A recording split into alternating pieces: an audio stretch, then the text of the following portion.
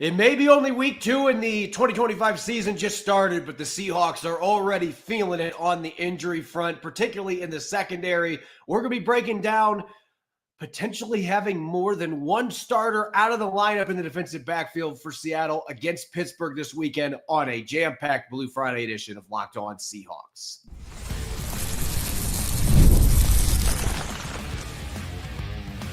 You are Locked On Seahawks, your daily Seattle Seahawks podcast, part of the Locked On Podcast Network, your team every day. Greetings, 12. This is Corbin Smith, host of the Locked On Seahawks podcast, your daily Seahawks podcast, part of the Locked On Podcast Network, your team every day. Glad to be joined here on our Blue Friday episode by my co-host, Nick Lee, and a special thanks to all the 12s who are listening in, whether you're down in Sumner, Washington, or you're listening from Jacksonville, Florida. We greatly appreciate each and every one of you for making Locked On Seahawks your first listen 5 days a week. A special thanks to all the everydayers out there.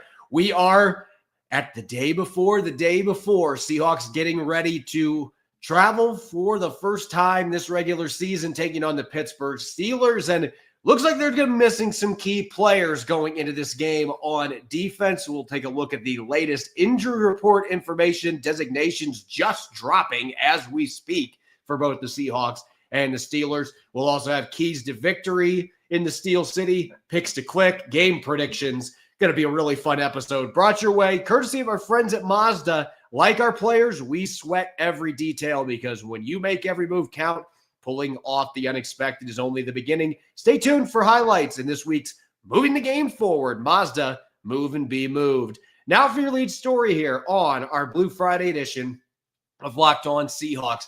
It's really early in the season. Only one game has been played, and the injury bug is already biting the Seattle Seahawks, particularly in the secondary. And things look to be a bit more bleak yesterday, Nick. We now have seen the final injury report drop for the Seattle Seahawks. But yesterday, Julian Love with a groin injury, Devon Witherspoon out with a knee, Nick Emmanwori, we didn't expect he was going to be ready this week anyway, but out with a high ankle sprain. 3 of your top 6 defensive backs not practicing a few days before going to Pittsburgh.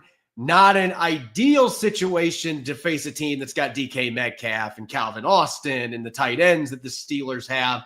So it looked like this team was trending towards being decimated in the secondary. And while I wouldn't quite use that term at this point, Julian Love is not on the final injury report. So he's good to go, going to be ready to play. Nick Emmanwori, we knew he wasn't going to be able to play in this game. He's out. The fact that he has not been put in injured reserve, though, is actually a good thing to me. That seems like he might be trending toward returning quicker than Seattle originally anticipated. And Devon Witherspoon being listed as doubtful with a knee injury. We have not seen in the Mike Macdonald era anyone listed as doubtful playing a game. So I would not expect a miracle where he's suddenly ready to go on Sunday. That leaves the Seahawks in a difficult spot, particularly the cornerback position where there had been talk about whether or not Reek Woolen was going to be heading to the bench. I think at this point, you absolutely can't do that with Devon Witherspoon not being available. And Nick, it makes you wonder who's going to be playing the reps in the slot with Witherspoon and Emmanwori both out of this game. Right. If you look at how the 49ers and the Seahawks left that week 1 game, it was like they participated in the Battle of Helm's Deep, Lord of the Rings. Like it's just injuries and casualties on both sides. Clearly a very physical football game in week 1. And unfortunately for the Seahawks, that does mean not only 2 defensive backs, but, and 2 of perhaps their better defenders overall in Emmanwori and in Witherspoon. And yeah, Julian Love looks like he's going to be able to go, which is nice because you'd hate to be down 3 and arguably your 3 best, not even arguably your 3 best defensive backs. And so that does put him in a difficult spot because the whole discourse the whole week is Tariq Woolen going to be benched? Because we've seen that already happen where Tariq Woolen has been benched in seasons past, and that game did not paint him in a great light. Unfortunately, by necessity, I think that needs to be pushed down a week. I think that Woolen, by necessity, might need to be out there. And you mentioned the slot corner position. We were talking before the show, kind of looking, all right, who do they got if they start bouncing around with Woolen and Josh Jobe, assumedly, and also Shaq Griffin maybe getting some snaps out there too. Who's going to man the slot? And we both kind of zeroed in on DeAnthony Bell, who had 20 snaps at the slot corner position specifically in the preseason. Maybe he's a guy that gets a look there. You gotta shuffle it around a little bit. It really stinks as well, like you mentioned with DK Metcalf, because if anyone knows how to perhaps defeat DK Metcalf in psychological warfare, I think Devon Witherspoon would have been really, really nice to have in the secondary to defeat him. But of course, the Seahawks, there's no secret on how to really get to DK Metcalf. They know that. But it would just been really fun to see that matchup that we really haven't seen besides, practice in years past with Spoon and Metcalf and Emmanwori. That's a huge bummer too. But Spoon, I think, being the main story, I think we all kind of assumed Emmanwori would be out. But yeah, the real issue is, Josh Jobe balled out. What happens opposite of Josh Jobe this week? And we'll know where the Seahawks stand on Riq Woolen if he is not out there starting in this game with Devon Witherspoon being out, barring a miracle. Because if Shaquille Griffin starts this game, for example, that tells you all you need to know. I don't expect that's going to happen. I think Riq Woolen will be out there. And we talked about this some early in the week. It felt like a matchup where maybe this isn't the right game to do that either, where you move down to Josh Jobe, because Woolen's size and his speed going against DK is obviously the most natural fit. So I expect we're going to see a ton of snaps for Riq Woolen if he doesn't play the entire game because of the injury situation that they have there. And in the slot, DeAnthony Bell, Shamar Jean-Charles is also on the practice squad. They could consider bringing both those guys up for this game because of the necessity there. Kobe Bryant, maybe you end up putting him back in the slot and you play DeAnthony Bell as your other safety. I mean, there's some different moving parts here that the Seahawks could do, but this does put them in a little bit of a bind without Witherspoon or Emmanwori, who are your top two slot defenders on the roster. So Mike Macdonald, Adam Durde, they're going to have their hands full. They're going to have to be creative on that front. On the flip side, I think something that is going to help the Seattle Seahawks, because if you're hurting in the secondary, you have depth concerns back there, you're missing significant talent as they're going to be in this game, they do get Uchenna Nwosu back. He is going to be making his 2025 debut. You're going to have all hands on deck at the edge position. Jaron Reed's good to go in the interior after not practicing on Thursday. So the defensive line is in good shape. And Pittsburgh gave up 4 sacks, 3 of those being Broderick Jones last week at the left tackle spot.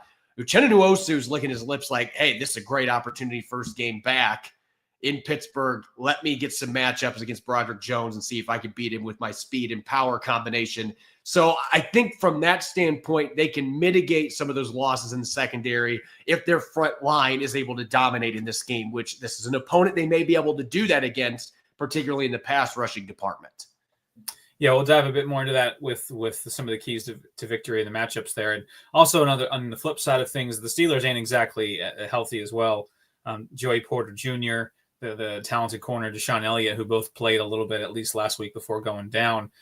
So they're also down 2 significant players on their secondary. So and a team that really, really didn't look great against the New York Jets. You'd like to think that the Seahawks offense has a chance to get something going against the Steelers defense, which feels weird to say, by the way. The Steelers having a gettable defense at this point, but so that what the Steelers are probably saying on their show right now probably applies to the Seahawks as well with how the secondary looks for Pittsburgh. Yeah, both these teams are mash units right now in their secondary, and Pittsburgh's got a much older secondary than what Seattle does. So the chances of injuries for guys like Jalen Ramsey and Darius Slay, they're going to be hurting just as much, if not more, than the Seahawks. So both quarterbacks are going to this game like, all right, we got some easy to travel to islands here. Which one do I want to go to? So it's going to be interesting how that ends up playing out with both these teams. Now that we're saying this, it's going to be like a 7-3 final score, and both defenses are going to be dominant. So who knows what's going to happen? But both teams are hurting in the secondary going into this matchup on Sunday in Pittsburgh. When we return, what do the Seahawks have to do to get in the win column for the first time this season? We've got our keys to victory, devising a game plan for Aaron Rodgers and the Steelers. We'll get to that coming up next here on our Blue Friday edition of Locked On Seahawks. It's almost the weekend. Time to look back and crown this week's MVP on Who Delivered, powered by DoorDash. Just like every win on every Saturday with DoorDash Streaks, saving more every time you order. These players delivered when it mattered most. Let's break it down. For the Seahawks, Julian Love delivered in every way, making impact plays on defense and special teams with a team-high 10 tackles, a sack, and a blocked field goal. When the pressure was on, he came through. No hesitation, no delay, and contributions flying all over the field. And if you've been watching season after season, this performance wasn't a fluke. Julian Love is on streak. And just like Julian Love delivered for the Seahawks, DoorDash delivers your Saturdays. With DoorDash Streaks, you could save every Saturday you order, stack it up all season, and you could save up to $250, including $100 in DoorDash credits. Order this Saturday. Keep the streak alive. Fuel your game day only with DoorDash. Terms apply. Promo period through 11/18. The NFL season's officially underway, and FanDuel is making sure you're ready for kickoff with a can't-miss offer. Right now, new customers can bet just $5, and if your bet wins, you'll get $300 in bonus bets to use across the app. I love using FanDuel because it fits however you like to bet. Player props such as how many touchdowns Sam Darnold will throw against the Steelers secondary, building a same-game parlay with multiple prop bets for week 2, or even jumping in live as the action unfolds. It makes every game more exciting, whether you're watching your team or just keeping an eye on your fantasy lineup. It's quick, easy, and the best way to add a little more energy to your Sundays. So are you ready to play? Download the FanDuel app now by visiting FanDuel.com to get started. That's FanDuel.com to place your first $5 bet. Welcome back to the Blue Friday edition of Locked On Seahawks. This is your host, Corbin Smith. He's Nick Lee. A special thanks to all the 12s who are listening in. And thank you, as always, for making Locked On Seahawks your first listen 5 days a week. We greatly appreciate it. It's on the road for the first time for the Seattle Seahawks in 2025 and heading to a city that hasn't necessarily been a fun one for the Seahawks over the years. Since the turn of the century, they've lost 3 of their 4 road games against the Pittsburgh Steelers, and a couple of those games have been absolute blowouts. They did have the overtime thriller that they came up short on a few years ago on Monday Night Football. I remember that game vividly because I wasn't done writing till almost 3 o'clock in the morning, so it certainly was a late one for those of us in the reporting realm, but a thriller nonetheless. The Seahawks came up short. They did win in 2019, 28-26. So there is some precedent recently for the Seahawks to actually go to Pittsburgh and win. Going into this game, the Steelers right now, currently, according to FanDuel, 3-point favorites at home. It was 2.5 earlier in the week. I'm not sure if the secondary injuries are what ended up switching that, but it's at 3 right now for the Steelers. Let's talk game plan for victory. And I'm going to switch it up today because really the Pittsburgh Steelers, you look at last week, what won them that game was their offense. Aaron Rodgers fighting the fountain of youth, the receivers, 7 different receivers catching passes for the Steelers. So I want to start on the defensive side of the football today, Nick. What's the first key to you from a game planning perspective for the Seahawks to be able to go to Pittsburgh and win this game? You kind of touched on a little bit in the first segment with Broderick Jones, the left tackle. If you look at his Pro Football Focus page this week, he was charged with 3 sacks by himself last week. So really had trouble protecting the pass in the pass protection game. So really for me, and then also Troy Fautanu, the right tackle, had a slightly better game, didn't allow 3 sacks, but the numbers don't paint him in a great light either from last week. Really the edges, the tackles had a hard time against the Jets for Pittsburgh. So my first, like we mentioned with Uchenna Nwosu playing, this is a great opportunity for him to make a splash early, and the Seahawks have some depth there. DeMarcus Lawrence made himself known in that first game, a couple tackles for loss, I think.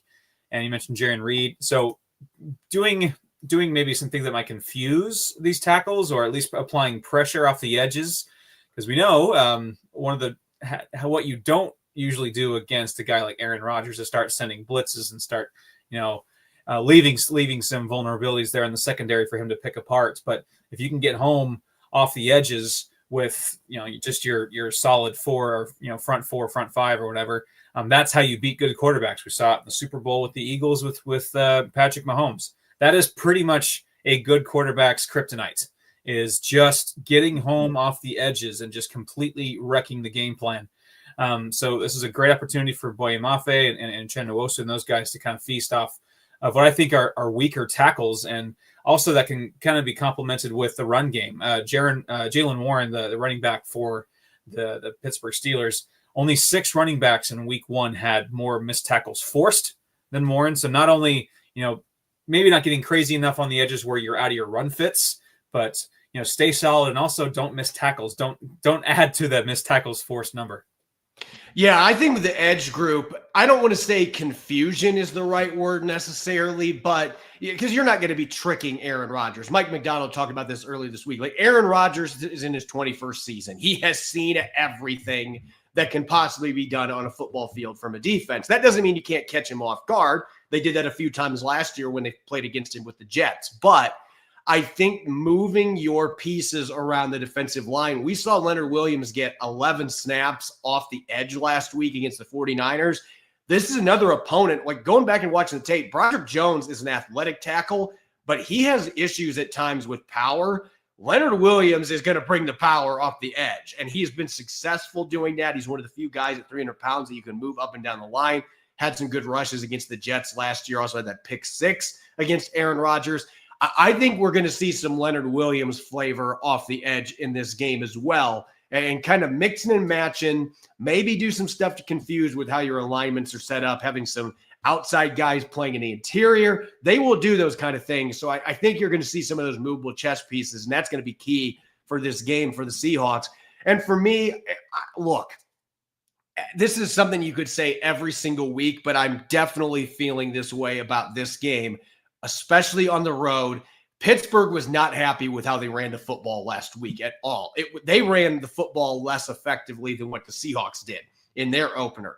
They expect Pittsburgh, as kind of in their DNA, they expect to be able to run the football. The Seahawks cannot let them get that momentum going on the ground this week, because the play action game for Pittsburgh was outstanding last week. Aaron Rodgers had 3 touchdown passes off play fakes last week, 8 for 10, over 100 passing yards on those plays, and that was without a good run game. You get a good run game or a productive run game going with that, and the weapons and the missing pieces in the back end for the Seahawks, that could be a recipe for disaster. So lock up that run game and put the ball in Aaron Rodgers' court and say, okay, Aaron, 41-year-old Aaron Rodgers, can you do it 2 weeks in a row? Can you get 4 touchdowns? Can you dominate the defense and carve them up when you don't have a run game? I don't think the Seahawks are going to be letting them have that kind of play action success if there's a run game that is not effective. So that to me is huge in this one. And another thing to look at with Aaron Rodgers too is he ranked 30th out of 32 quarterbacks for average depth of target. He was dinking and dunking the Jets to death. It wasn't really these crazy long bombs or anything like that. He was one of the worst, or the least aggressive downfield quarterbacks of week 1. And the Jets he was just taking what the Jets were giving him, which any good quarterback would do. So yeah, he's going to get those because he's Aaron Rodgers. But like you see here, finish those tackles. Don't let a 4-yard dink and dunk, a couple missed tackles here, turn into a 12-yard gain on 3rd and 4. You got to make those tackles. Because he's gonna dink and dunk to a certain degree. In fact, I think he dinked and dunked his way to a couple MVPs, but that's just a different conversation for a different day.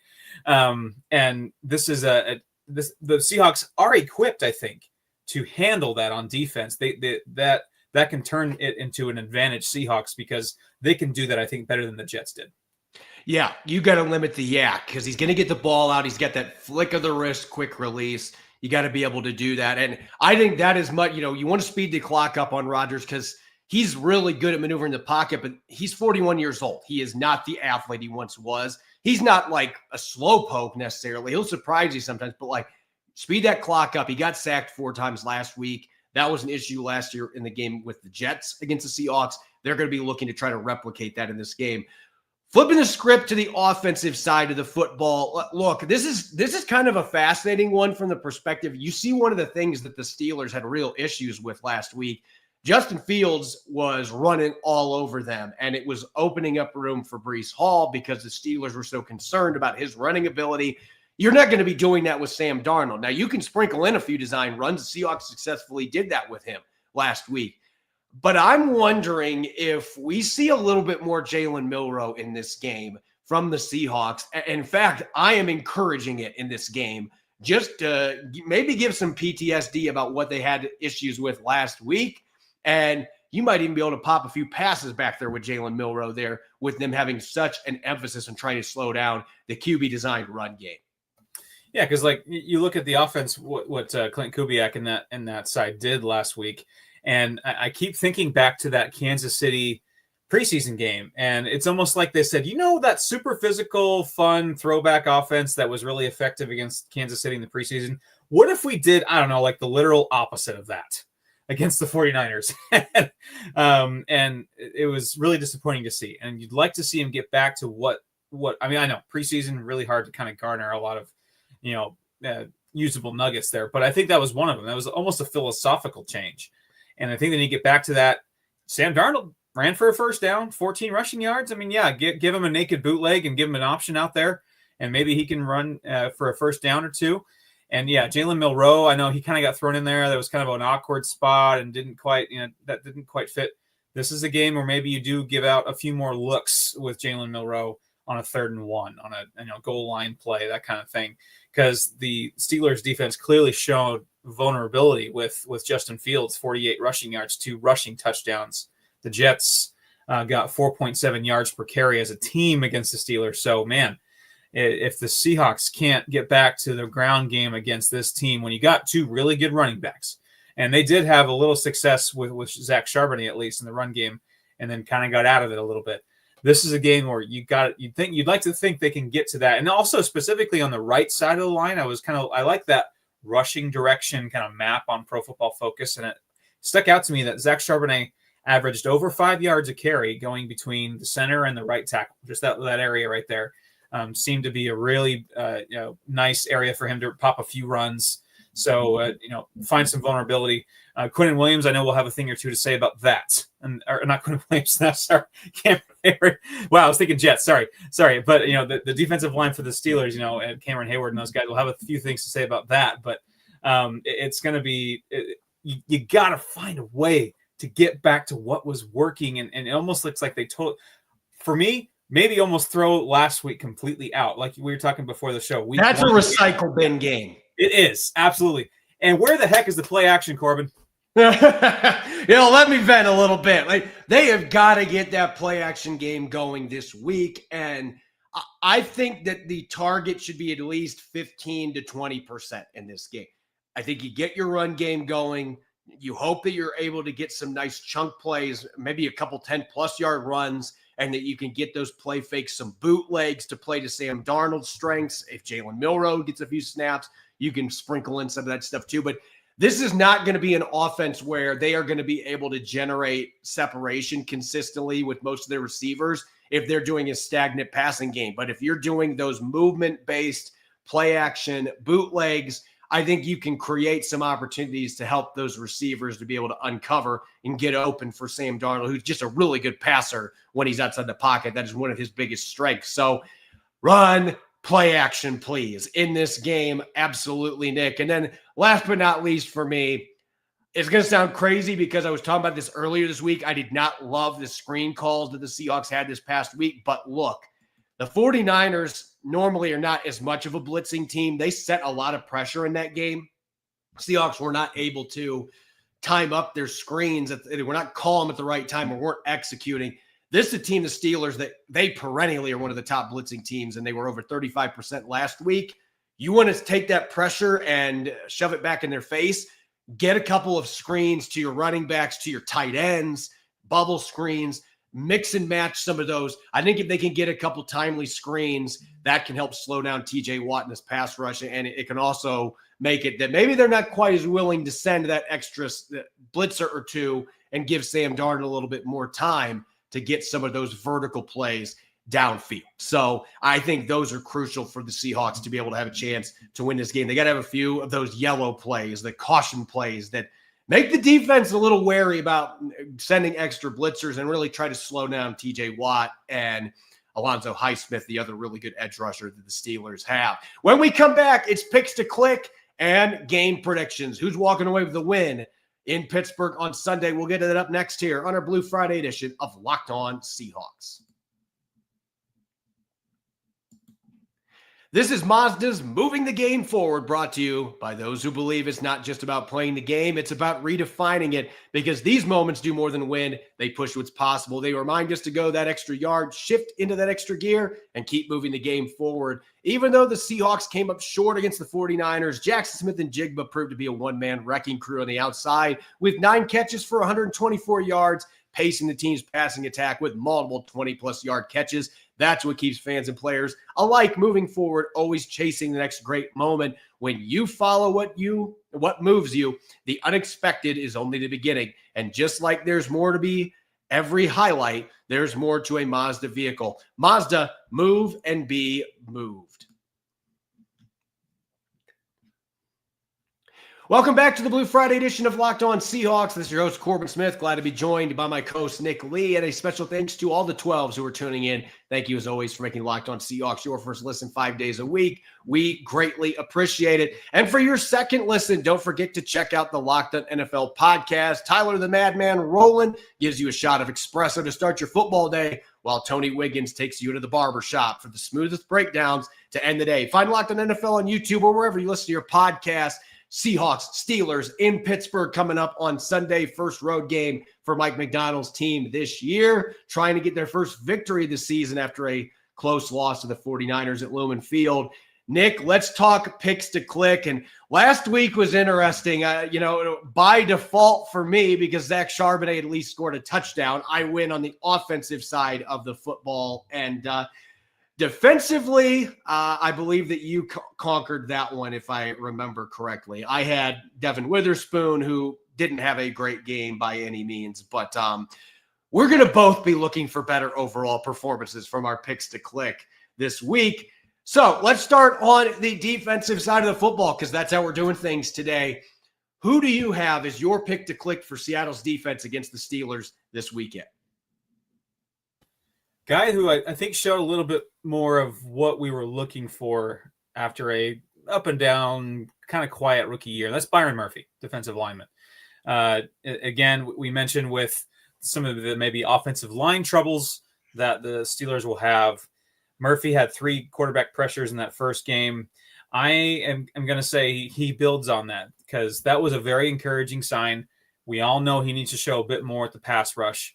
And especially, like we said before, if you're looking to defeat Aaron Rodgers, if you're looking to defeat those quarterbacks that get the ball out quickly, that are on time, that are savvy veterans, disrupt with your original 4 linemen, and certainly in the interior with Byron Murphy. And like you said, bounce him around, find some good matchups with some tackles and guards for Murphy. So I'm gonna say he gets a sack. I'm gonna say that he gets a sack against Aaron Rodgers, who sometimes can be difficult to sack just because he gets the ball out so quickly. But I could see something breaking down in the interior for Pittsburgh, and he comes running, that big man, and Aaron Rodgers kind of just crumples to the turf instead of taking the full brunt of the hit. And Byron Murphy gets his first sack of 2025. I'm going to really roll the dice here. It's Uchenna Nwosu's first game coming back from knee surgery. He's missed so much action the last 2 years, but we talked about it last segment. Pittsburgh, to me, the biggest Achilles heel for this offense is their tackles. And last week, 3 sacks given up by Broderick Jones. Mike Macdonald is going to find ways to try to exploit that. And I think part of that is going to be getting Uchenna Nwosu, who, you want to talk about a player who's motivated. Like, he is as disappointing as anyone, all the injuries he's had and all the time he's missed. He wants to prove that he can still be an impact difference maker. And this is a matchup where Broderick Jones, again, he's had issues with power. Going against a guy like Nwosu, who's got quick twitch, but also can turn speed to power and bully guys, I think it's a matchup that's very favorable for Uchenna Nwosu. So I think he gets a sack, and I think he gets 2 quarterback hits in this game. And I'm even going to go as far as saying that sack is a strip sack, and Aaron Rodgers fumbles and the Seahawks recover it. So big first game for Uchenna Nwosu coming back from the injury. I like the matchup. This feels like one of those matchups that you coming off an injury, can kind of hit the ground running a little bit. I just like this matchup for Seattle's edges in general, and I think Nwosu is going to be the ringleader up front. Really excited for that chance to see him get back out of the field, and hopefully this time he can stay out there and not have any more injuries. All right, let's talk offense real quick. Picks to click. Last week I had Charbonnet. I did get the touchdown, and he had a decent game, so I feel like I won that one. But neither one of us had like a superstar on our picks to click. So real quick, let's dive into who we have this week as the guy we're expecting a big game from against the Steelers.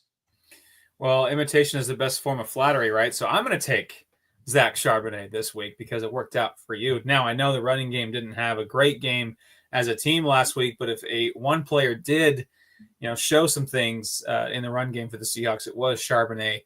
3.9 yards carry, 2 missed tackles forced. And so as you see here, I think this is going to be a very interesting battle for picks to click here with me taking Charbonnet and you leaning the other way. So it kind of is a difference in philosophies. There's almost a split in the fan base with these two guys. And so it's kind of like picking sides a little bit. I just like the matchup. I just like how he's looked so far.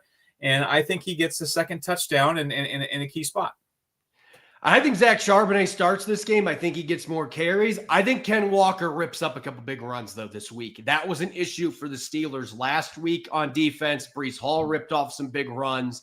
Part of that being helped by having Justin Fields as the threat back there. But still, Ken Walker III has some similar tendencies in terms of being a guy that when he really pops, he can explode. And I think Ken Walker III is going to have a couple big runs in this game to pace Seattle's rushing attack. And I think he's going to get his first touchdown of the year for Seattle's ground game. So give me K9. You have Charbonnet. We'll see which running back ends up clicking. Hopefully we both are right and both running backs have good games for the Seahawks. All right, prediction time. Again, 3-point spread in favor of the home team, the Steelers, heading into this contest. You and I both picked Seattle to beat San Francisco. So we're like the Seahawks. We're 0-1 right now.